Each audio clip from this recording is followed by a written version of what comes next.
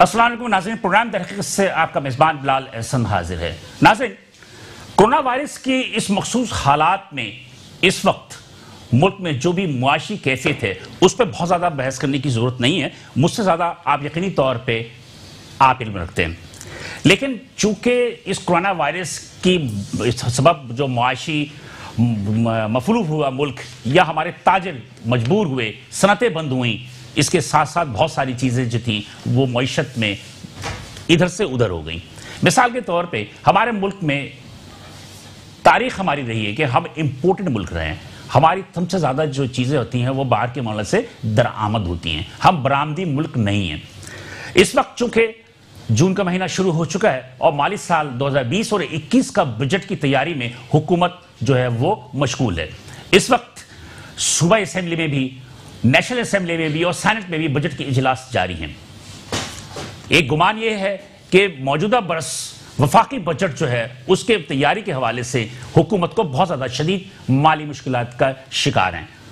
हुकूमत के अपने कुछ एम्स हैं, उस एम्स को पूरा करने के लिए वो कोशिश हैं, लेकिन हम चूंकि बैनुल-अक़वामी मालियाती इदारे IMF के ज़ेर असर हैं और IMF इस वक्त हमारी अपनी बजट की तैयारी में हमारी मुआवनत कर रहा है और बहुत सारी हमारी अपनी जो पॉलिसीज हैं उससे वो तहफ़्फ़ुज़ात भी रखता है। क्या होगा क्या नहीं होगा इस हवाले से हम क्या सहराइयाँ तो कर सकते हैं, लेकिन कोई हतमी बात नहीं कर सकते। वफाकी बजट एक मुतवक्का है कि 12 जून तक जो है वो पेश किया जाएगा। उस वक्त की क्या सूरत होगी, उसमें जो इंपोर्ट करने वाले हमारे ताजिर बरादरी हैं उनके लिए क्या स्ट्रक्चर बनाया जाएगा या जो एक्सपोर्ट करते हैं उनके लिए क्या स्ट्रक्चर बनाया जाएगा, इस पर हमें 12 जून के बाद ही बात कर सकते हैं। लेकिन आज हम इस प्रोग्राम दर हकीकत में चूंकि हम इसका पस मंजर देखते हैं कि मईशत की क्या सूरत हाल है, तो लिहाजा आज भी हम इस प्रोग्राम दर हकीकत में हम इस पस मंजर को देखेंगे कि बजट कैसा होगा। इस प्रोग्राम को रौनक बख्शने के लिए जो आज मेहमान मेरे इस स्टूडियो में मौजूद हैं, सबसे पहले मैं उनसे आपका तारुफ करवाता चलूं। मेरे पहले मेहमान हैं जनाब हम्माद पूनावाला साहब, जो कि हैं सदर all iron steel merchant association के, इसके अलावा ऑल सिटी ताजिर इत्तेहाद के भी सदर हैं। मेरे दूसरे मेहमान हैं सादिक गोगन साहब, तारिक शाह साहब। तारिक शाह साहब कन्वेनर है ये steel committee FPCCI, federation of Pakistan chamber of commerce and industry. मेरे तीसरे मेहमान है सादिक गोगन साहब, जो कि चेयरमैन है इंपोर्ट सब कमेटी एस्मा और इसके साथ साथ and all iron steel merchant association. काफी बड़ा नाम है, इस वजह से मैं इसको एस्मा महदूद करूंगा। तीनों हज़रात का बहुत शुक्रिया यहाँ तशरीफ लेकर आए। नाज़रीन, इस प्रोग्राम को आगे बढ़ाएंगे, लेकिन यहाँ पे एक छोटी सी रिपोर्ट देखते हैं। रिपोर्ट देने के बाद दोबारा हाजिर होते हैं। कोरोना वायरस के सबब रवा माली साल के दौरान पाकिस्तान की बरामदात में 6.8% की कमी वाक़ई हुई। तिजारती खसारा 21 अरब रुपए के साथ बढ़कर 27.77% हो गया। दरामदात में भी 18.96% की कमी वाक़ई हुई, जबकि 11 माह में बरामदात कुल 9 करोड़ 79 अरब रुपए रही। दूसरी जानिब माली साल 2020 और 21 के लिए बजट की तशरीह का अमल जारी है, जिसमें हुकूमत को मुश्किलात का सामना है। IMF की जानिब से बजट के बुनियादी खसारों को कम करने के लिए बजट में 11,500 अरब रुपए की मालियाती एडजस्टमेंट करने का मुतालबा कर रहा है। हुकूमत की जानिब से सरकारी इदारों के मुलाजिमिन की तनख्वाह में 10 से 15% इजाफे का इंदिया दिया गया है, लेकिन बैनुल-अक़वामी मालियाती इदारे की जानिब से शदीद मुखालफत की जा रही है। जबकि स्टेट बैंक का कहना है कि माली साल 2019-20 में गैर मुल्की सरमायाकारी में 127% इजाफा हुआ है। दरामदात 12% कम रही। जुलाई से अप्रैल 2.281 अरब डॉलर की बैरूनी सरमायाकारी की गई, जबकि गुज़श्ता साल की इसी मुद्दत में 1 अरब डॉलर की सरमायाकारी हुई थी। वेलकम बैक नाज़रीन, प्रोग्राम में हम दोबारा हाजिर हैं। हमने एक छोटी सी रिपोर्ट देखी। इस रिपोर्ट दिखाने का मकसद ये था कि हमारी अपनी जो मुआशी कैफियत है इसको थोड़ा सा जो है आप भी अंदाज़ा कर लें कि माली साल जो बजट बन रहा है 2020 और 21 का, उसके लिए क्या कुछ हो सकता है। हमारे स्टेट बैंक, आलमी मालियाती इदारे और दीगर मुआशी माहिरीन अपनी अपनी तजावीज़ पेश कर रहे हैं और उनका जो अपने अज़ूम है, जो साबका गुज़िश्ता जो माली साल था हमारे पास 19 और 20 का, उस पर तकाबुल भी कर रहे हैं। मैं अपने प्रोग्राम को करते हुए सबसे पहले मैं हम्माद पूनावाला साहब से भी बात करना चाहूँगा। आपका जो आयरन स्टील मर्चेंट एसोसिएशन है, इस आयरन स्टील मर्चेंट इसका कौन सा कारोबार करते हैं, इसमें प्रोडक्ट आपकी क्या होती है, सबसे पहले तो ये बता दीजिएगा। देखिए, इसका नाम ही ऑल आयरन स्टील मर्चेंट है, यानी कि स्टील से रिलेटेड जो भी काम है। स्टील में तो बहुत सारे वेरी होते हैं ना, टाइप के हमारे बहुत सारी प्रोडक्ट्स इस पे काम करते हैं। HR होता है, CR होता है, GP होता है, सरिया होता है, ये सब चीज़ें हमारे साथ मर्ज हैं। तो आज जो बेसिकली जो हम क्योंकि इसके ऊपर जो प्रोग्राम में बैठे हैं, तो मैं क्योंकि हाईलाइट करना चाहता हूँ बजट पे हमारा फोकस है। 12 जून को जो बजट आ रहा है उस पर जो आपने अभी जैसे बात की कोविड के बाद जो हमारे ट्रेडर्स हैं, इंपोर्टर्स हैं, उनकी सारी नज़र जो है बजट के ऊपर है, क्योंकि जिस तरीके से नुकसान हुआ है लोगों को और कम बैक करने के लिए उनको एक अच्छा फ्रेंडली बजट चाहिए। और जिस तरीके से पॉलिसीज़ नज़र आ रही है मुझे कि वो स्टील के ऊपर काफ़ी ज़्यादा उसको फोकस कर रहे हैं और एक इंडस्ट्री का दर्जा देना चाहते हैं। इसके लिए सबसे पहले मुझे यहाँ पे एक छोटी सी बता दीजिएगा कि आपका जो स्टील का काम है, तो इसमें जो आप आयरन स्टील जो मंगाते हैं, ये किस पर्पस के लिए काम आता है? देखिए, स्टील बहुत सारी चीज़ों के लिए काम आता है। मैं तो ये कहूँगा, तो शायद गलत नहीं होगा, कोई ऐसी चीज़ नहीं है जो स्टील के बगैर हो सके। आप कंस्ट्रक्शन मखसूस कोई हो है या कंस्ट्रक्शन में चले जाएं, आप ऑटो पार्ट्स में चले जाएं, आप मशीनरी में चले जाएं, आपको स्टील चाहिए ही चाहिए। स्टील उसके बगैर जो है वो काम नहीं होगा। ऐसी बहुत सारी प्रोडक्ट हैं जिसमें स्टील चाहिए, और ऑटोमोबाइल तो मैं समझता हूँ कि स्टील के बगैर इनकम्प्लीट है। कंस्ट्रक्शन में जैसे बात की रिलीफ पैकेजेस का ऐलान किया गया और उसमें बात की गई कंस्ट्रक्शन के हवाले से, मैं समझता हूँ कि उसमें स्टील को जब नाम हटाया गया और सीमेंट को हटाया गया। नहीं, स्टील में तो जो कंस्ट्रक्शन में वो तो एक सरिया की शकल में जी, ठीक है जी। अब आप एक प्लेट आता है, मुझे ये बता ना कि एक प्लेट आता है, तो हम इंपोर्ट क्या करते हैं? सरिया करते हैं इंपोर्ट या प्लेट इंपोर्ट करते हैं? देखिए, अनफॉर्चुनेटली जो रॉ मटेरियल है उसकी हमारी इंपोर्ट करना पड़ता है हमें। रॉ मटेरियल की हमारी मैन्युफैक्चरिंग है ही नहीं कोई यहाँ पर। पहले स्टील मिल थी तो रॉ मटेरियल जो वो बनाती थी, और अब हमारे पास रॉ मटेरियल इंपोर्ट के अलावा कोई ऑप्शन नहीं है अनफॉर्चुनेटली। बाकी सरिया जो है वो लोकल बनता है, और उसके अलावा जो फिनिश प्रोडक्ट्स हैं वो बाहर से रॉ मटेरियल मंगवाने के बाद बनती हैं। वो जैसे CRC हो गई, GP हो गई, उसके लिए आयशा है, आइस है। देखिए, ये CRC GP आप समझते हैं ना, आवाम को तो नहीं पता ना कि ये किस चीज़ का मखौफ है। देखिए, जो भी स्टील से क्या है इसका, जो भी स्टील से रिलेटेड है वो सब समझता है कि HRC जो है वो कोल्ड हॉट रोल कॉइल है, तो ये प्रोडक्ट्स होती हैं, इसकी अलग अलग होती हैं प्रोडक्ट। अब अगर आपके अपनी आसान लैंग्वेज में समझे तो काले रंग का होता है, सफ़ेद रंग का होता है, तो वो एक आसान होती है। अच्छा, जो इसकी रॉ मटेरियल होती है उसकी इंपोर्ट होती है। उसके बाद फिनिश प्रोडक्ट्स में जो है वो हमारे मैन्युफैक्चरर्स हैं, 2-3 है, ज़्यादा नहीं है मैन्युफैक्चर। सरिया जो कि यहाँ बनता है, लेकिन सरिया में भी अनफॉर्चुनेटली 100 के करीब मिलती है और अब मेरे ख्याल 11 के करीब रह गई हैं। लैक ऑफ पॉलिसीज ठीक नहीं थी, जिसकी वजह से मिल्स जो है बंद होती गई। और यहाँ पर जो इस वक्त पॉलिसीज नज़र आ रही हैं, अभी फ़िलहाल जो पॉलिसीज़ हैं उससे हमारे जो कमर्शियल इंपोर्टर्स हैं जो कि असल रेवेन्यू जनरेट करते हैं, उनको उस तरीके से जो है वो दीवारों के साथ लगाया गया है कि वो इंपोर्ट ही नहीं कर सकते। कितना इंपोर्ट करते थे 2019-20 में आपने कितना इंपोर्ट किया? देखिए, बिलाल भाई, अगर हम 10 साल पहले चले जाते हैं तो जो कमर्शियल इंपोर्टर्स थे ना, वो आज 10 साल बाद वो ब्रोकर्स बन चुके हैं। नहीं, मेरी बात का सवाल का जवाब दीजिएगा कि मुझे टोटल जो आपका जो आप इंपोर्ट करते थे तो उसका मतलब कि मजमुआ क्या होता था? 1 अरब, 2 अरब, 3 अरब, 10 अरब, 15 अरब, यानी कि आपने 1920 में कितना आपने इंपोर्ट किया? 1920 में कितना? 1920 माली साल 1920 में गुज़श्ता साल का कुछ है फिगर है अगर आपके पास? देखिए, फिगर्स तो आपको तारिक भाई जो है पूरे फिगर्स पे वर्किंग करके हैं वो बताएंगे आपको। मेरा कहने का मतलब है कि स्टील मिल जो थी वो 40 to 50% जो है हमारी कंजम्पशन पूरी करती थी। ठीक है जी, ठीक है, ओके। और 50% हम इंपोर्ट करते थे। वो बंद होने के बाद जो है वो इंपोर्ट पे आ गया सारा। अच्छा, जो कमर्शियल इंपोर्टर्स थे उनका जो ग्राफ था वो नीचे इसलिए आता गया क्योंकि कंज्यूमर्स को बहुत ज़्यादा जो है वो चांसेस मिले और उनको ऐसे SROs मिले जिस पर हम डिटेल में बात करेंगे, जिसकी वजह से हमारे जो कमर्शियल इंपोर्टर्स हैं वो उनका काम बंद हो गया और जो असल रेवेन्यू जनरेट कर रहे थे। और अच्छा, ये बंद क्यों हुआ? वजह ये गलत SROs के गलत इस्तेमाल की वजह से डिफरेंस इतना आ गया कि अगर मैं कोई चीज़ इंपोर्ट करता हूँ तो मुझे 100 रुपये पड़ती है सपोज, और अगर कमर्शियल इंपोर्टर जो 100 रुपये पड़ती है, कंज्यूमर मंगाते तो उसको 80 रुपये पड़ते, तो फिर कैसे इंपोर्ट करेगा वो? तो उसकी वजह से सारा सिस्टम जो है वो हमारा ख़राब हुआ और हम हर बजट में जो है उसके प्रपोजल्स देते हैं। और इससे पहले असद भाई से भी मेरी, असद उमर साहब से भी मेरी इसके ऊपर काफ़ी बात रही क्योंकि मैं ट्रेड सेक्रेटरी भी था।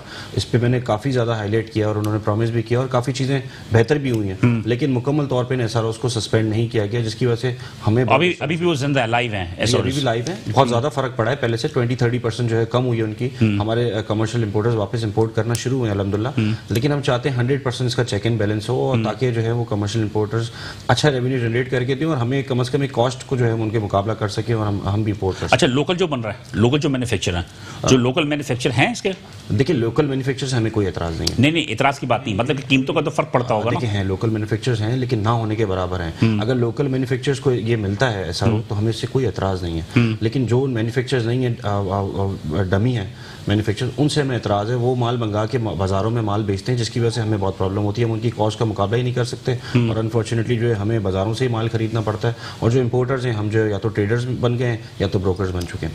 अच्छा, तो मतलब ये कि SROs की जो गलत इस्तेमाल हो रहा है, तो ये कितना अर्सा हो गया? ये देखिए 2009 और 10 से ये SRO इन्होंने इशू करने शुरू किए उन लोगों को जिनकी कोई इंडस्ट्रियल बेस नहीं थी, वो सिर्फ कागज़ पे काम कर रहे थे बगैर इंडस्ट्री को देखे हुए कि इनके पास इंफ्रास्ट्रक्चर है या नहीं है। उन्होंने ये किया कि जनाब आली SRO इशू कर दी, और सिर्फ इसलिए अपनी लाइकिंग और पर्सनल लाइकिंग डिसलाइकिंग में नतीजा ये हुआ कि कोई इसका फॉलो अप नहीं था कि आया ये माल जो मंगा रहे हैं इसका वैल्यू एडिशन हो रहा है या बना रहे हैं। वो मंगा के उस SRO में जिसमें ड्यूटी और कंसेशनरी ड्यूटी होती थी वो मिसयूज करते थे और उसको बेच दिया करते। अच्छा, मिसयूज कैसे करते थे? मिसयूज यूँ करते हैं कि जैसे उन्होंने 500 टन माल मंगाया तो उनको यार सपोज कि वो अपनी इंडस्ट्री को में इस्तेमाल करें, उसका वैल्यू एडिशन करें और उसके बाद उस पर टैक्स भरें। वो हुआ ही नहीं, उन्होंने पूरा रॉ मटेरियल मंगाया, पूरा रॉ मटेरियल बेच डाला, उसी पे ड्यूटी मन करो। नतीजा ये हुआ और उसमें उनको ड्यूटी का रिबेट खा गए। नतीजा तो ये तो अकेले तो नहीं कर रहे, इसमें तो FBR के लोग भी मुलव्वस होंगे ना। इंजीनियरिंग डेवलपमेंट बोर्ड है। अब मैं हम किसी को ये नहीं बोलते, जो SRO देने वाले लोग हैं उनको चाहिए था कि इनका पहले देखें वो चेक एंड बैलेंस नहीं हुआ और इन्होंने आप तो सब कमेटी PCCI के चेयरमैन भी हैं, जी हाँ, तो कन्वेनर भी हैं, तो मेरा अपना खाती है कि फेडरेशन ऑफ पाकिस्तान जो है तो और पाकिस्तान की सतह पे है और इनके काफ़ी अच्छे सारे रिसोर्सेज भी हैं। तो आपने इस मामले में कभी भी वज़ीर ख़जाना के सामने या वज़ीर तिजारत के सामने कभी नहीं उठाया? देखिए हमारी बिल्कुल आपसे कह रहे हैं, हमारे फेडरेशन ने हर जगह ये मामले को उठाया है और काफ़ी इस पर इन्होंने खत किताबत भी की है और हम लोग भी पर्सनली FBR में जाके ये सब चीज़ें उनको बता के आए। मुख्तलिफ औकात में जो भी चेयरमैन आते रहे हैं कि भाई देखें ये जो कमर्शियल इम्पोर्टर जो माल मंगाता है वो भी इंडस्ट्री के लिए मंगाता है, इंडस्ट्रियल जो मंगाता है इंडस्ट्री वाले मंगाते हैं वो भी इंडस्ट्री के लिए मंगाते हैं। मगर जब इंडस्ट्री वाले को एग्जेम्पशन आप देंगे तो कमर्शियल इंपोर्टर वाइप आउट हो गया। The last 7-8 years commercial importers steel का समझिए वाइप आउट हो गया। मतलब कि उसको नुकसान हुआ ना, क्योंकि वो कंसेशनरी SRO उसके बाद था ही नहीं। वो तो पूरी ड्यूटी देगा, माल क्लियर होगा तो वो इस आरोप पर तो मैंने सुना कि काफी आवाजें उठाई भी गई हैं। हमारे पूना वाला सामने तो असद उमर साहब जब वजीर खजाना थे, वजीर खजाना थे उस वक्त भी उठाई, साथ ही काम करता था, ट्रेड सेक्रेटरी था, ट्रेड सेक्रेटरी भी थे तहरीक इंसाफ के हवाले से ना। और पैपाम वाले जो है ना उनमें भी 2 ग्रुप बन गए। एक ग्रुप कहता है कि 650 ये दोनों SRO 565 और 655 मिस यूज हो रहे हैं, उनमें भी 2 ग्रुप बन गए और वो भी चाहते हैं कि इसको ऑन मेरिट लिया जाए। मगर ये एक्चुअली पॉसिबल इसलिए नहीं हो रहा क्योंकि वो कोई चेक एंड बैलेंस की तरफ जा ही नहीं रहा और ये बहुत जरूरी एस्पेक्ट है। And that should be taken. इससे मुल्क की खजाने को कितना नुकसान पहुंच रहा होगा? अरबों रुपए, ट्रिलियंस ऑफ रुपीस। अच्छा, in the last 8 years trillions of rupees. अगर सिर्फ ये देख लें कि भाई इसका कितना उन्होंने वैल्यू एडिशन किया है, वो मालूम होगा 95% ने मिसयूज किया है इसको। 95% people have misused this thing. अच्छा, पॉइंट ये है कि मगर हम उनको बावर कराते रहे। कितनी तादाद है लोगों की जो इस उसको गलत इस्तेमाल कर रहे हैं? कोई होगी 90%? All over Pakistan, all over Pakistan, from Karachi to Peshawar सब। बिलाल आप एक नॉर्मल सी बात आपकी बात काट रहा हूँ मैं, 20 रुपए kg तकरीबन अप्रॉक्स। अगर आप समझ लो कि अगर वो चोरी हो रहा है टैक्सेस के अंदर तो आप हिसाब लगा लो कि कितने पैसे बन जाते हैं। तो हम तो उसी चीज पे कर रहे हैं। और कितने टन आप लोग इंपोर्ट करते हो तकरीबन? मिनिमम भी कोई मंगाते तो 500 टन तो कम से कम 500 टन से होगा कोई 5,000 कमर्शियल मिनिमम की बात हो रही है। अगर हम 10 साल पहले चले जाएं तो कमर्शियल इंपोर्टर जो रेवेन्यू देता था FBR को और जो आज है मालूम हुआ रुपए में 100 रुपए में 1 रुपया रह गया। पूरा रेवेन्यू कमर्शियल इंपोर्टर ही देता था। जब से ये एग्जेम्पशन का सिलसिला शुरू हुआ है, misuse of exemption, commercial importer wipe out हो गया। हालांकि कमर्शियल इंपोर्टर भी उन इंडस्ट्रियल यूनिट्स के लिए माल मंगाता है, कैटर करता है जो छोटे यूनिट्स हैं जो LC खोल नहीं सकते जिनके पास कैपिटल नहीं है, बिल्कुल सही कहा, फाइनेंशियल कैपेसिटी नहीं है। हम उनको मालूम ये हुआ कि वो अब हम लोग इंपोर्ट नहीं कर पा रहे, उनके कैटर नहीं कर पा। अब यही इंडस्ट्रियल कंज्यूमर वो उनको बेच देते हैं, बल्कि 5 साल से ज्यादा इंपोर्ट हो रहा है। हाँ, क्योंकि स्टील मिल बंद हो गई। तारिक इरशाद साहब, सादिक गोगन साहब, आप क्या कहना चाहेंगे? साहब मैं जो आपको एक ब्रीफ करना चाहूँगा, जो इन्होंने ये बात करी इसके बारे में आपको तकरीबन बहुत सारी मदद तफसील से तो बात कर लें। मैं आपको तफसील से बताना चाहता हूँ बैकग्राउंड के साथ साथ, क्योंकि पहले आपको बता दूँ कि पहले यहाँ कोई मैन्युफैक्चरर है नहीं। पाकिस्तान के अंदर कोई स्टील मिल है नहीं, मतलब जब तक स्टील मिल बंद हुई उसके बाद बंद हो गई, इसके बाद कोई प्रोडक्शन रॉ मटेरियल कोई भी यहाँ प्रोड्यूस नहीं करता।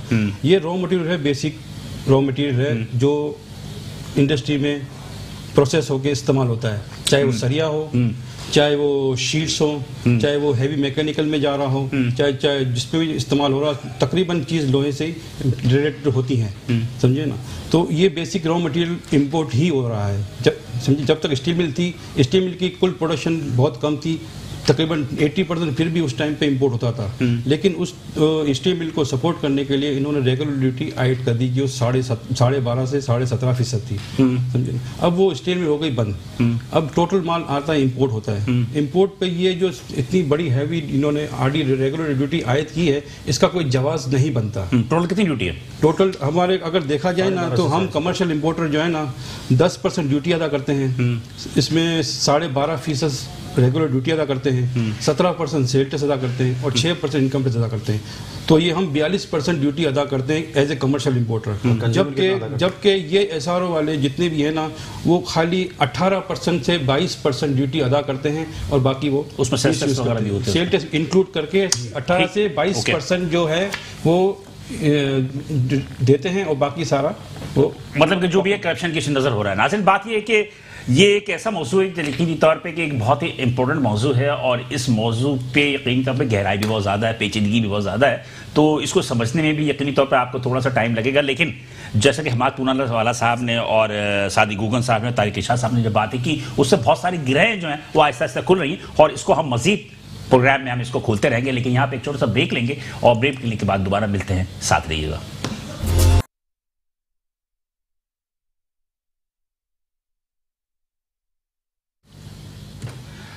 वेलकम बैक नाज़रीन, प्रोग्राम में हकीकत हम दोबारा हाजिर हैं और वक्फे में जाने से कब्ल जो है हमारे 3 मेहमान जिनमें हमाद पुलानी साहब, सादी गुगन साहब और तारिक इरशाद साहब ने जो बातें की उसको हम मजीद थोड़ा सा गिरा खोल लेते हैं।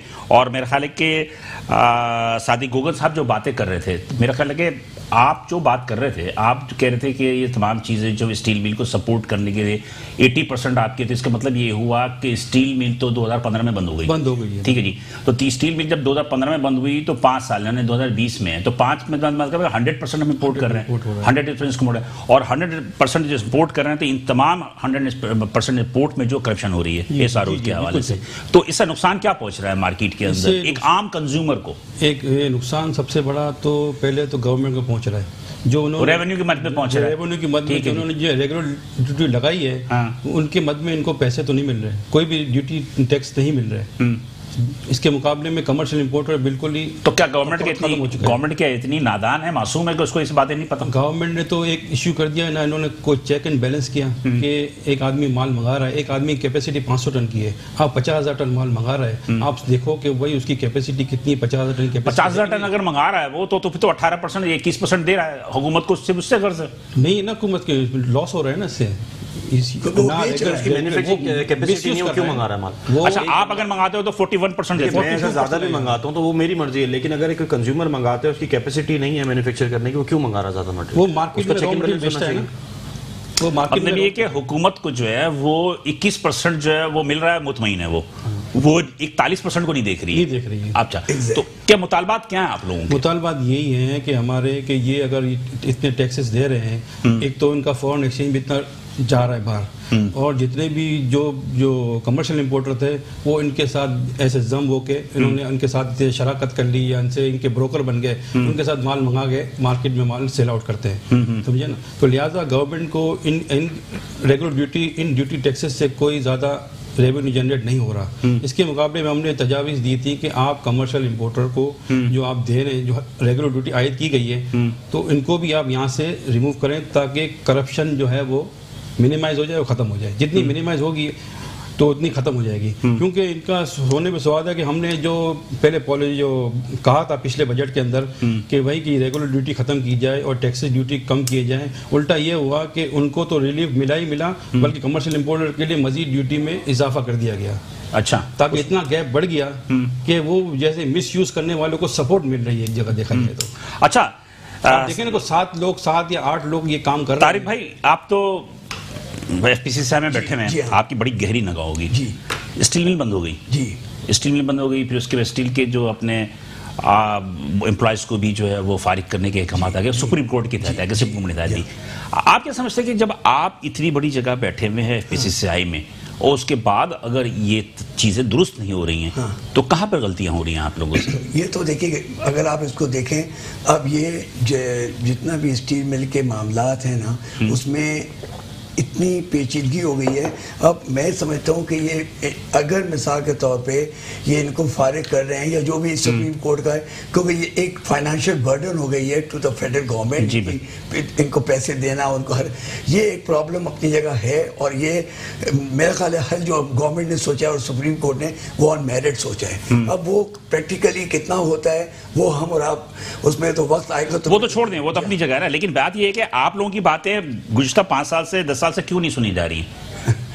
देखिए, वजूहात क्या हैं ये बताइए। ये कोई किकबैक मांग रहा है, कोई नजराने मांग रहा है, किसी को कुछ नहीं कह सकते। ये पॉलिटिकल मामला, मैं इस मामले में ज़्यादा इसलिए बहस नहीं करूंगा।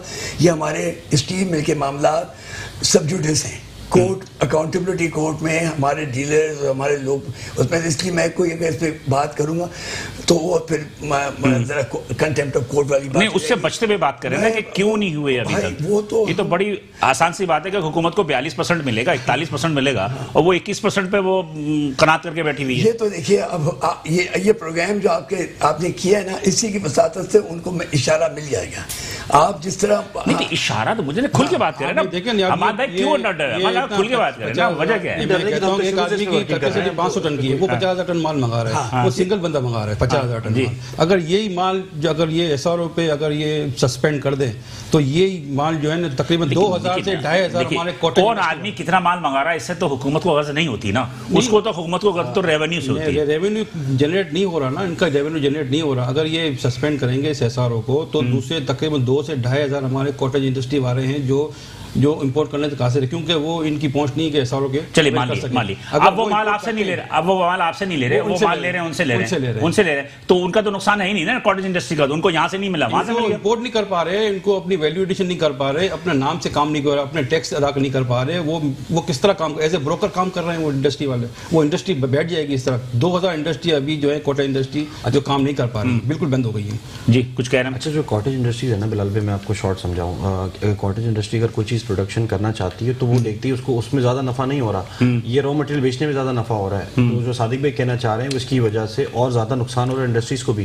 क्योंकि जो डमी काम कर रहे हैं वो तो अब इसी चक्कर में लग गए हैं कि भाई माल मंगवाओ और बाजार में बेच दो, उनको ज़रूरत ही नहीं है उसको कोई मैन्युफैक्चर करने की जरूरत नहीं। तो ये सब इसी में लग गए। मैं ऐसे बहुत सारे लोगों को जानता हूँ जो पहले मैन्युफैक्चरिंग करते थे लेकिन अब वो सिर्फ इसी में लग गए हैं कि माल जो है रॉ मटेरियल बेचना शुरू कर दिया उन्होंने। तो इसकी वजह से उनका काम तो खराब हुआ है, हमारा भी काम बिल्कुल खराब हो गया। तो अब आप लोगों के अपने क्या मुतालबात है कि ऑल आयरन स्टील मर्चेंट पहले तो यही है कि SRO को तब्दील किया जाए। SRO को अगर तब्दील नहीं कर सकते ना, जो है वो हो, अगर नहीं कर सकते तो तब्दील अगर नहीं कर सकते ना तो फिर फॉर ये जो ऊपर रेगुलर ड्यूटी आयद की गई है और इतने टैक्सेस हमारे ऊपर लगाए गए हैं, इसको आप हटा दें। नहीं, वो आपकी बात दुरुस्त है। मैं तो तारिक भाई से ये पूछ रहा था कि भाई इरशाद साहब, तारिक इरशाद साहब, कि मेरी इस बात समझ में नहीं आ रही है कि खुली सी बात है, किसी भी वजीर खजाना को, किसी भी तिजारत को बताएंगे कि हुकूमत को 20 से 19% ड्यूटी का नुकसान हो रहा है, तो वो क्यों तवज्जो नहीं दे? जनाब, आपने ये बात फरमा दी। 2 साल पहले की बात है, राना अफजल साहब और हुमायूं अख्तर साहब के साथ फेडरल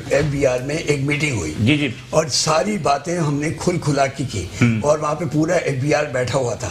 मगर देखें, कुछ चीज़ें ऐसी होती हैं कि हमने पहुँचा तो दी मगर कुछ लोगों को गालिबन समझ नहीं आई या पसंद नहीं आई, बिल्कुल उस पर कोई अमल दरामद नहीं हुआ।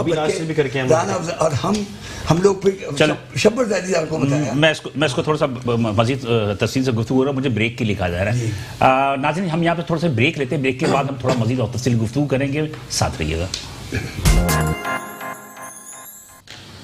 वेलकम बैक नाज़रीन, प्रोग्राम दरअसल हम दोबारा हाजिर हैं और आज हम जो गुफ्तगू कर रहे हैं इसका पस मंज़र देखने के लिए कि दरअसल क्या है कि all iron steel merchant association, जो कि यकीनी तौर पर हमारे मुल्क के लिए एक बहुत बड़े एक इम्पोर्टेंट जो है वो सेक्टर है, और ये सेक्टर जो है वो चूंकि हमारे मुल्क में स्टील मिल भी बंद पड़ी हुई है, तो मुल्क की ज़रूरियात को पूरा करने के लिए जिस तरह के ये शबाना रोज़ मेहनत करके ये तमाम चीज़ों को बाहर से मंगवाते हैं, लेकिन उस पर भी मुल्क के अपने रेवेन्यू के हवाले से जो नुकसान हो रहा है उस पर ये गुफ्तगू कर रहे हैं। तो मेरा ख्याल है कि मैं इस गुफ्तगू को आगे बढ़ाऊंगा, लेकिन मेरे साथ लाइन पर मौजूद हैं अतीकुर रहमान साहब। पहले मैं उनसे छोटी सी गुफ्तगू कर लूँ, फिर उसके बाद हम इनसे तफसीली गुफ्तगू कर सकते हैं। अस्सलाम वालेकुम सर। वालेकुम अस्सलाम। मेरी आवाज़ सुन सकते हैं आप? जी, मैं आपकी आवाज़ सुन सकता हूँ। मुझे मुख्तसरन ये बता दीजिएगा, मुख्तसरन के 19 और 20 का बजट, फिर 20 और 21 का बजट। 19 और 20 में जो हालात थे वो कोरोना नहीं थे, लेकिन अभी 20 से 21 में कोरोना आ गया। आप बजट को कहां देख रहे हैं? क्या मुल्क सही सिमत में जा रहा है? अच्छा जी, बहुत शुक्रिया आपका। मैं आपके सवालात के जवाब देता हूँ। पाकिस्तान की जो लॉसेस हैं कोरोना की वजह से वो 2.5 ट्रिलियन रुपीज है, ठीक है। पहले ये फिगर आपके सामने होनी चाहिए, 2.5 ट्रिलियन रुपीज। इसके अलावा हमने ये देखा है कि हमारी जीडीपी का जो साइज है वो 44 ट्रिलियन रुपए से गिर के 41.5 ट्रिलियन पर आ गया, ठीक है। जो मुल्क ने लॉसेस की हैं टैक्सेस की शॉर्टफॉल से वो 800 बिलियन रुपए की हैं। इतनी खतरनाक सिचुएशन कभी नहीं थी जो इज्जत हो रही है, और एक्सपेक्ट किया जा रहा है कि 1.6 ट्रिलियन रुपीस का शॉर्टफॉल आएगा आइंदा बजट में। इन तमाम चीजों को कवर करने के लिए, रेवेन्यूज बढ़ाने के लिए हर आदमी को टैक्स नेट पे आना होगा एक कौमी खिदमत समझते हुए, ठीक है। और जब हर आदमी कौमी खिदमत नहीं वो तो छोड़ दें आप ना, ये कौमी खिदमत वगैरह जो है ये तो हम आए दिन अखबार में भी पढ़ते रहते हैं और बात भी होती रहती है। कौमी खिदमत कौन कर रहा है वो मुझे भी पता, आपको भी पता है। ना ताजिर कर रहे हैं ना हम कर रहे हैं, आवाम कर रही है। बात यह है कि जिसका जहां पर मौका लगता है वो वहां पर अपना काम कर दिखाता है। मुझे सिंपल सी बात बता दीजिए कि क्या 2020 और 21 के बजट में जो हम एक्सपेक्टेड कर रहे हैं कि ड्यूटीज तो नहीं लगेगी। वजीर खजाना ने ये बात तो, मुशीर खजाना ने ये बात तो दे दिया, कह दिया कि कोई नया टैक्स नहीं लगेगा। मुझे बता दीजिए कि इस वक्त के इंपोर्ट की पॉलिसीज में कुछ तब्दीली मुतवक्के है? बहुत अच्छा सवाल है आपका। इसमें सबसे ज्यादा जो जरूरत है ध्यान देने की वो ये कि हमारी जो इंडस्ट्री है वो raw material imported based industry है। इसमें रॉ मटेरियल के ऊपर जितने टैक्सेस, ड्यूटीज, सेल टैक्स लगाए गवर्नमेंट को इसको फिलफॉर रिड्यूस करना पड़ेगा और खत्म करना पड़ेगा, ताकि हमारी, इसमें एक मिसाल देता हूँ, pharmaceutical industry, food industry, textile industry, ये सारी के साथ ही बेस कर रही है इंपोर्टेड रॉ मटेरियल पे। जब कॉस्ट ऑफ प्रोडक्शन को नीचे लाना है और कंपटीशन पे जाना है तो हमको इस पे से कर हटाना पड़ेगा रॉ मटेरियल पे से, और ये ड्यूटीज को मिना करना पड़ेगा ताकि कॉस्ट ऑफ प्रोडक्शन आसान हो सके और सस्ती हो सके और हम कंपटीशन पे जा सके। एक बात ये हो गई, वो तो है। देखिए, ऑल आयरन स्टील मर्चेंट्स के एसोसिएशन के लोग हमारे साथ बैठे हैं यहाँ पे। हमारे पूनावाला साहब भी हैं और सादिक गोगन, तारिक इरशाद साहब, ये सारे बैठे हैं। तारिक इरशाद साहब जो है कन्वेनर भी स्टील कमेटी जो है फेडरेशन के, वो तमाम से बैठे हैं। यहाँ पर जो एक शिकायत हो रही है वो ये हो रही है कि एसआरओ का गलत इस्तेमाल हो रहा है और हुकूमत को 18 से 19% ड्यूटी जो है उसकी चोरी हो रही है, या समझे कि आपके उसको ना मिलने की वजह से हुकूमत को शॉर्टफॉल भी आ रहा है। मैं कह रहा हूं कि आप इस हवाले से क्या कहना चाहेंगे कि क्या एसआरओ की जो रोल है, इस रोल को कहां तक खत्म करना चाहिए? एसआरओ को कैबिनेट की सवैदाती इख्तियारात दे देनी चाहिए, या जो भी सूरताल है बिहार जब चाहता है वो एसआरओ निकाल देता है? इस हवाले से क्या कहना चाहिए? देखिए बिलाल साहब, बात ये कि ये जितने एसआरओ गाए बगाए आते रहे सब अपनी तबीयत और मतलब के बनते रहे। इनको सिलफॉर खत्म करके एक नया लाए अमल तैयार करना चाहिए जिसको कहते हैं road map. Road map missing है। जब तक रोड मैप नहीं होगा आपके यहाँ करप्शन पनपता रहेगा, हर शोबे में पनपेगा और एसआरओ उसका सबब बनेंगे। बहुत जरूरी है इस बात को करना। जिस तरह रॉ मटेरियल पे लोगों ने बेनिफिट लिया, आप बिल्कुल ठीक कह रहे हैं, और मैं जरूर कह रहा हूँ कि रॉ मटेरियल पे जो कर्व है, इंपोर्ट ड्यूटीज है, सेल टैक्स वगैरह, ये सबको कम करना चाहिए। लेकिन इसका बेनिफिट आम आदमी right exactly up to the consumer जाना चाहिए, चाहे वो आयरन स्टील का कंज्यूमर हो, चाहे वो सीमेंट का कंज्यूमर हो, चाहे वो साबुन का या शैम्पू का कंज्यूमर हो। बात सारी है कि उसको डायरेक्ट फायदा पहुंचना चाहिए। ये डायरेक्ट फायदा पहुंचना किस तरह होगा? ये ड्यूटी है गवर्नमेंट की कि वो इस बात को बहुत ही तरीके से अप्लाई और करे, जिस पर अमल नहीं हुआ माजी। ठीक है, बहुत शुक्रिया सर। लोगों ने अतीक साहब बहुत शुक्रिया। अतीक साहब बहुत शुक्रिया कि आपने हमें ज्वाइन किया और आपने अपने ख्यालात का इज़हार किया। मैं दोबारा आपकी तरफ आता हूँ कि हमारे पुराना साहब आप खड़े खामोश बैठे हुए हैं, क्या किसी सोच और विचार में बैठे हैं? बात सुन रहा था, बहुत अच्छी बात कर रहे थे। जो हम बात कर रहे थे वही उन्होंने बात की, रॉ मटेरियल के हवाले से बात की और बिल्कुल अच्छी बात की कि रॉ मटेरियल के ऊपर से जो टैक्सेस हटाने चाहिए ताकि कंज्यूमर जो लास्ट बायर उसको फायदा मिल सके। नहीं, हटाना तो चाहिए, आप कोशिश भी कर रहे होंगे। हम तो आपने पिछले साल भी कोशिश की होगी, उससे पिछले साल भी कोशिश की। चाह रहे हैं कि जितना आपको इसमें रॉ मटेरियल में ये रिमूव होंगी ड्यूटियां, टैक्सेस, तो ये आगे पास ऑन होगा, कंस्ट्रक्शन इंडस्ट्री में भी हो जाएगा, मैकेनिकल इंडस्ट्री में हो जाएगा, कॉटेज इंडस्ट्री में हो जाएगा और सस्ती चीजें लोगों को मिलेंगे, सस्ते घर बनेंगे। अभी क्या पैटर्न बेच रहे हो आप लोग? अभी तकरीबन 130 से 135 रुपए पर केजी बिक रहा है। पर केजी बिक रहा है। ये कितना रिड्यूस हो जाएगा अगर ये 100 के अंदर आ जाता है ना, तो ये कंस्ट्रक्शन इंडस्ट्री के अंदर भी बेनिफिट है, मैकेनिकल इंडस्ट्री में भी है, कॉटेज इंडस्ट्री में भी है, हर चीज यहाँ सस्ती मेयार तो आप लोगों ने एक्सपोर्ट कर सकते हैं। आप लोगों ने कंस्ट्रक्शन इंडस्ट्री को क्यों अपने साथ मिलाया आपने? तो हमने पहले भी उनके साथ रहती है, सरिया वालों के साथ हमारी अच्छी कोऑर्डिनेशन रहती है। हम तो चाहते हैं कि हर उसको लोहे से रिलेटेड बल्कि सबको। अच्छा, पाकिस्तान हाउसिंग अथॉरिटी बन गई, मकानात बनने जा रहे हैं, सब कुछ हो रहा है, तो आप तामीराती जो इंडस्ट्री उससे थोड़ा सा करेंगे तो ऑटोमेटिकली सब पे जाएगा, चाहे वो एचआर हो, चाहे वो सरिया हो, इनके जो भी प्रोडक्ट हो। लेकिन उनकी मदद लेना ताकि उनको भी सस्ता माल मिलेगा। जी हम सभी कर रहे हैं, वो भी आवाज उठा रहे हैं, हम भी उठा रहे हैं। इसके बेसिक यही है, जब तक ये रॉ मटेरियल पे ड्यूटी टैक्सेस या रेगुलर ड्यूटी नहीं खत्म करेंगे तो ये आगे पास ऑन नहीं हो सकता। देखिए बात ये है, level playing field should be provided to all sectors. ये तो हर शोबे में होना चाहिए। बिल्कुल बात ये भाई, मैं आपकी खिदमत में अर्ज करूं, हम कमर्शियल इंपोर्टर्स या इंडस्ट्रियल इंपोर्टर्स, हम दोनों इंडस्ट्री के लिए माल मंगाते हैं, चाहे हम इंडस्ट्री के लाते हैं या मुल्क के लिए मंगाते हैं। हम इंडस्ट्री माल उल्टा हो गया, वही मैं कह रहा हूं, कौम के लिए बताते हैं। अगर आप एक सेक्टर को एकदम से इतना एग्जेम्पशंस दे देंगे तो ऑब्वियसली वो कमर्शियल इंपोर्टर इंपोर्ट करता था, रेवेन्यू जनरेट करता था, वो अब नहीं हो रहा। आप यकीन फरमाएं, हम तो कहते हैं दोनों को लेवल प्लेइंग फील्ड दें, डिस्क्रिमिनेशन खत्म करें, एसआरओस खत्म करें, और आप देखें। और मैं इस सिलसिले में एक बात जरूर कहूँगा, आपने फिगर मांगा था अभी हमारे भाई से, हम वो फिगर हमारे पास अभी नहीं है, मगर ये अगर एफबीआर वालों से मैं एक रिक्वेस्ट करूंगा आपके वसातत से, 2007, 8, 9, 10 में कमर्शियल इंपोर्टर्स का रेवेन्यू कितना आता था और आज कितना आता है, और कितना इंडस्ट्री वाले रेवेन्यू देते हैं, और हम चुके कुछ अंदाजा है, कुछ है, फिगर नहीं है आपके पास अभी? पराल से ही निकलेगा। हाँ। वो एफबीआई वाले निकाल के मैं ये आपसे कह रहा हूं रिड्यूस होकर कितना चला जा रहा होगा? ये रिड्यूस होकर बहुत समझे एट द जीरो लेवल पे जा चुका है। अगर अभी भी ये नहीं करेंगे तो और ये मजीद। अच्छा, आप लोग भी अंडर इन्वेस्टिंग करते हो? अंडर इन्वेस्टिंग अब खत्म हो गई है, जो मार्केट में जब अपना लीगल नहीं आएगा तो कैसे नहीं, मतलब अगर एसआरओ में अगर ड्यूटी ज्यादा है तो अमूमन हमने देखा है मौजद के साथ के एक बात मैं आपकी इसमें ऐड कर दूं, आप एसआरओ की जो बात कर रहे हैं, एसआरओ वालों को तो भाई आप जितना ही माल मंगा लो, उनको ड्यूटी देनी ही नहीं है, चाहे जितने भी माल मंगाओ। अंडर ओवर कर सकते हैं, अंडर तो नहीं कर सकते। ओवर कर सकते हैं, अंडर नहीं कर सकते। अंडर नहीं कर सकते, अंडर नहीं कर सकते क्योंकि इनको ड्यूटी नहीं देनी ना। मैं उनकी बात नहीं कर रहा, मैं कमर्शियल हम तो माल तो मंगाने कासिर है, मंगा ही नहीं सकते। मतलब इतना महंगा पड़ता है आपको? इतना महंगा पड़ रहा है, तो फर्क है, कम्पीट ही नहीं कर सकते उनको। अच्छा, ये दूसरी बात तारिक भाई इसको सेकंड करेंगे कि पूरी दुनिया का एक कानून है कि ट्रेडर्स या इंपोर्टर से कंज्यूमर माल खरीदता है।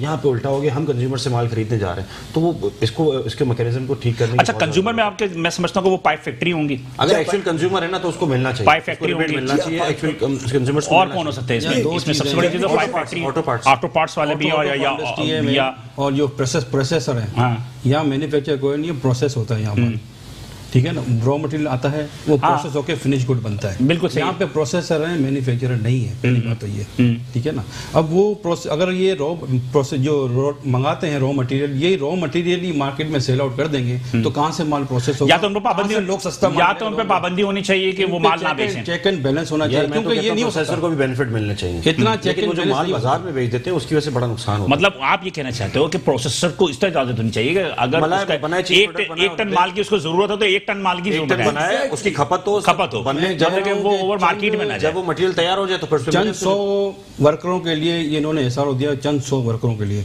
जबकि हजारों वर्कर बेरोजगार हो रहे हैं इसी एसआरओ की वजह से, मिसयूज ऑफ एसआरओ की वजह से, क्योंकि वो इंडस्ट्री बंद पड़ी है, उनकी लेबर फारिग पड़ी हुई है। अब वो मजबूर है यहाँ से माल डायरेक्ट परचेज करके इन लोगों से वो डायरेक्ट माल भेज देते हैं। अच्छा, कंज्यूम नहीं कर एक चीज मैं कंज्यूम नहीं कर एक चीज मैं पूछना चाह रहा था आप लोगों से, दुनिया भर में जो है ना वो एक कंसोर्शियम बनती है ताजिरों की, जी सनतकारों की कंसोर्शियम बनती है। उस कंसोर्शियम में 5 हो, 10 हो, 15 जो भी हैं, उसके बाद वो एक फैक्ट्री लगाते हैं या कोई यूनिट लगाते हैं। तो आप लोगों ने यहाँ मैन्युफैक्चरिंग यूनिट लगाने की कोशिश क्यों नहीं की? मैन्युफैक्चरिंग यूनिट यहाँ पे तो बहुत लगे हुए हैं, मतलब प्रोसेसर, मैं फिर आपको कहूंगा कि मैन्युफैक्चरिंग यूनिट स्टील मिल था, खाली स्टील मिल था, वाहिद इदारा। आयशा स्टील मिल बनी, आयशा स्टील प्रोसेसर, वो भी प्रोसेसर, वो हॉट रोल इंपोर्ट करते हैं और प्रोसेस करके मार्केट में। इसका मतलब हमारे पास अभी मैन्युफैक्चर कोई भी नहीं है, मिल बंद होने के बाद वाहिद इदारा था जो ये प्रोडक्शन रॉ मटेरियल बनाता था। अब टोटल हमारा बेस्ड है इंपोर्ट पे, समझे। अब इंपोर्ट पे रॉ मटेरियल पे इतनी ड्यूटी टैक्सेस लगा दिए हैं कि हम आगे पास ऑन कैसे करें। अच्छा, ये जो चादरें है ये भी उसी में से ये गैल्वेनाइज्ड जो चादरें होती हैं, प्रोसेस होने के बाद, इसलिए कि मैंने अंदाजा किया कि आमतौर पे अगर किसी जहेज में किसी को ट्रंक लेना हो या अलमारी लेनी हो तो एक जमाना था कि वो क्या कॉस्ट थी, तो आज तो 25,000, 38,000, 40,000, तो एक उसकी वजूहत ये भी है क्योंकि ये तकरीबन समझो कि रॉ मटेरियल से ही बनता है गैल्वेनाइज्ड, इसलिए आवाम में ज्यादातर जो खपत है वो गैल्वेनाइज्ड है। बेसिक हॉट रोल मंगाया जाता है, hot roll as a raw material है, इसको आगे फर्दर प्रोसेस किया जाता है गैल्वेनाइज के लिए भी और कोल्ड रोल के लिए, जो मुख्तलिफ चीजों में इस्तेमाल, जैसे पाइप है जी, जैसे आप ट्रंक पेटी वगैरह कह रहे हैं, जी, शेड बनते हैं, जी, कंस्ट्रक्शन बनती है, जितनी भी जो मैकेनिकल इंडस्ट्री में काम होता है, गाड़ियां बनती हैं, ज्यादा कोल्ड रोल वही इस्तेमाल होता है सीआर से, ठीक है, समझे ना। जब तक ये रॉ मटेरियल पे इतना हैवी इतना टैक्स देंगे तो आगे ये पास ऑन नहीं हो सकता। आप कुछ बता रहे थे सेल्स टैक्स के हवाले से। सेल्स टैक्स के लिए एक बहुत बड़ा इशू है जो हम 4 साल से लड़ रहे हैं। इन्होंने क्या किया है कि 2 स्लैब रखे सेल टैक्स के, एक रजिस्टर्ड, एक अनरजिस्टर्ड। ठीक है, रजिस्टर्ड के लिए 17%, अनरजिस्टर्ड के लिए 20%। ठीक है, हमने इनको बारहा कहा कि देखिए ये 3% का जो आपने फर्क रखा है इससे लोग मिसयूज कर रहे हैं और इनपुट गलत ले रहे हैं, फेक इनवॉइसिंग हो रही है।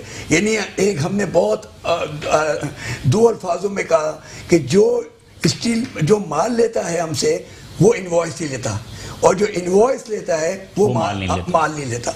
हमने पूरा उनको चार्ट बना के दिया ये एफबीआर को, और हमने कहा देखें इसको लिल्ला ख़त्म करें, क्योंकि 2011 और 2012 में क्लियर कट उसमें एक ही uniform rate of sale tax हो गया था, क्योंकि इससे पहले जो उनका तजुर्बा हुआ था 2008, 9, 10 फेल हो गया था, तो 2011-12 उन्हें 2 साल के लिए uniform rate of sale tax कर दिया, मगर माजरत के साथ उसके बाद फिर उन्हें 1%, फिर 2% और फिर 3%। देखिए जी, ये जो 3% बढ़ाया ये तो ये अब मजबूरी थी आपका, जो फाइनेंशियल टास्क फोर्स जो एक्शन कमेटी थी ना, उसकी मजबूरी थी, बैनुल-अक़वामी दबाव था आपके ऊपर। बैनुल-अक़वामी दबाव ये था कि उनका कहना है कि आपकी जो मईशत है वो डॉक्यूमेंटेड नहीं है, तो जिनको के जो अनरजिस्टर्ड है उन्हें थोड़ा सा दुख देने के लिए 3% बढ़ा दिया गया। वो नहीं हो रहा ना, मगर हुआ क्या है, यकीन करें पूरा मैंने उनको वर्किंग करके दी है, सबरज़ैदी साहब को भी, उससे पहले जो सबरज़ैदी साहब तो चले गए, आपने छोड़े। हमने उनको ये कहते थे देखें ये 3% आपको नहीं मिल रहा, total loss to the national exchequer है,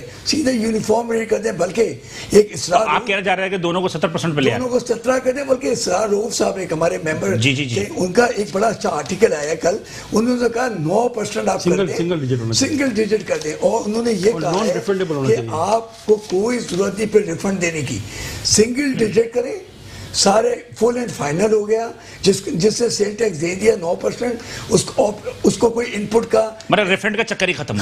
और ये फेडरेशन ने 5 साल पहले कहा था, 5-6 साल पहले कहा था कि आप सिंगल डिजिट कर, लेकिन आपकी बात मैं समझ रहा हूँ, लेकिन बहरहाल बहुत सारी बातें हैं जो मैं कैमरे पर नहीं कह सकता नाज़रीन। बात ये कि हमारे अपनी ताजिर बरादरी में भी इत्तेहाद नहीं है। बात वो है कि हम ताजिर बरादरी की फेडरेशन की बात करते हैं, वफाक की बात करते हैं, सनत हाय तिजारत की, तो मतलब ये कि हुकूमतें अगर वफाक की फेडरेशन की नहीं सुनती तो ये तो हमारी बहुत बड़ी बदकिस्मती है ना, बहुत बड़ी किस्मती। बात ये हमाद भाई, वो तो तारिक साहब कह रहे हैं वो अपनी जगह सही है, ये बात आप तस्लीम करेंगे कि आप लोगों के में एक इत्तेहाद ना होने की वजह से भी जो है हुकूमत आपकी बात नहीं सुनती? बिल्कुल मैं आपकी बात से एग्री करूँगा। अगर इत्तेहाद होता तो शायद हमारी आवाज़ जो है वो हर जगह तक पहुँचती है, आवाज़ पहुँचती ज़रूर है, लेकिन इदारों को बहुत अच्छी तरीके से पता है कि हम आपस में ही लड़ जाते हैं। आखिरी भी जो भी हमारी मीटिंग्स हुई हैं, चाहे वो सबरज़ैदी साहब के साथ हो या फाइनेंस मिनिस्टर के साथ हो, हमारी अपनी मीटिंग में ही कोई ना कोई कॉन्फ्लिक्ट हो जाता है, आपस में ही हम लड़ पड़ते हैं, तो ये बड़ा इशू है। लेकिन जब कोई इशू आता है, जैसे अब कोरोना के हवाले से जब मार्केट्स के इशू थे तो सब एक प्लेटफॉर्म पे आए बैठे भी, तो ये तो चलता रहेगा मैं समझता हूँ। लेकिन KCCI की और जब FPCCI की बात करते हैं तो इनकी एक अलग लेवल है, एक से इनकी यार एक से बात करते हैं। और मैं तो समझता हूँ अगर वो फेडरेशन की बात नहीं सुनते और इतनी बड़ी बात आप जो बता रहे हैं, एक मुझ जैसा जाहिल आदमी भी जो है वो उसकी संगीनी का एहसास हो रहा है, तो ये हुकूमत को क्यों नहीं होता? मैं आपको बताऊँ आपके चैनल से कि असद भाई से हमारी बहुत अच्छी कोऑर्डिनेशन, असद उमर साहब से, असद उमर साहब से बहुत अच्छी कोऑर्डिनेशन थी, फाइनेंस मिनिस्टर बनने से भी पहले भी बहुत अच्छी कोऑर्डिनेशन थी।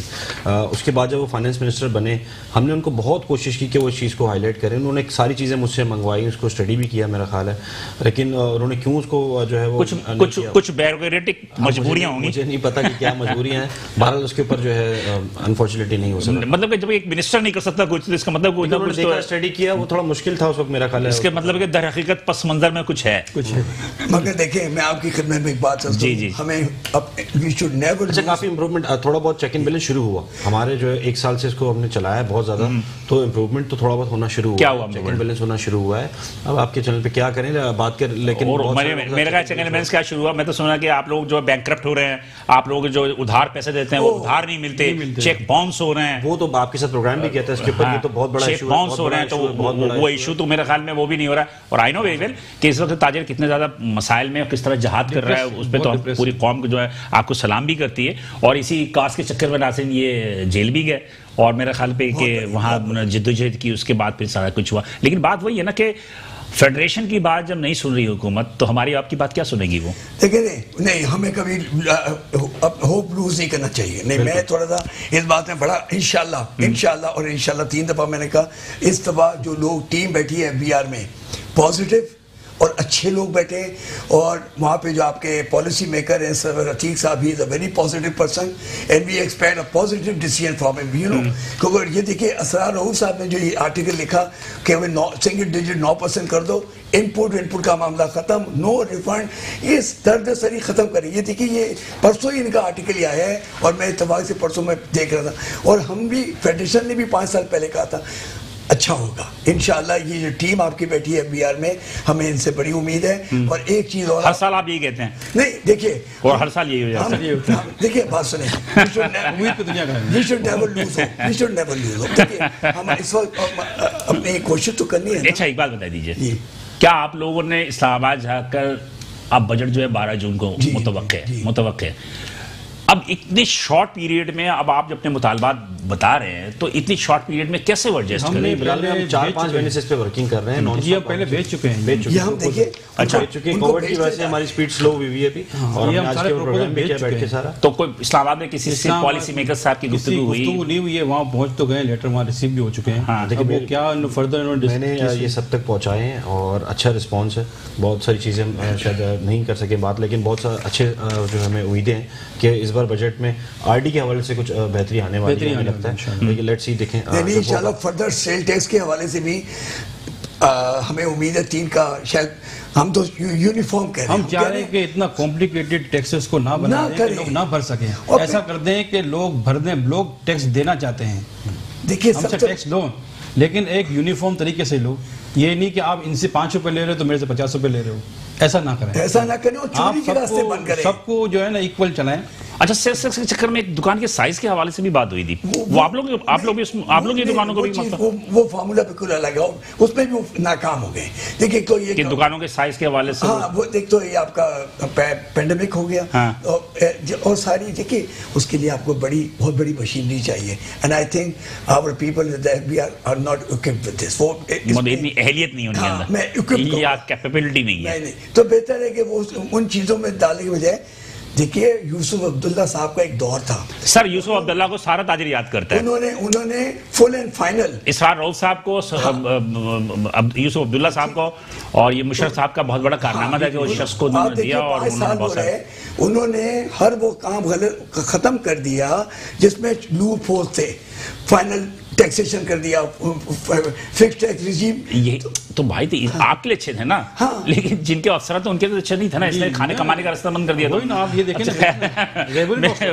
बहुत सारी चीजें हम नहीं कह सकते, और मेरे ख्याल में हमाद पूरा वाला साहब जो बहुत सारे संभल की गुफ्तगू कर रहे हैं, इसलिए कि बहरहाल ताजिर जो है वो यकीनी तौर पर नाज़रीन जहाद तो कर रहा है इस हालात के अंदर। उसके साथ साथ में बहुत सारे उनके ऐसे भी चीजें उनको करनी पड़ती हैं जो कि पोशीदा होती हैं, जिससे कि वो ना तो अपने लेजर बुक पर डाल सकते हैं, और ना ही वो जो है वो बता सकते हैं कि उनके एक्सपेंसेस क्या, कुछ चीजें हिडन होती हैं, मुझे अंदाजा है इस बात का।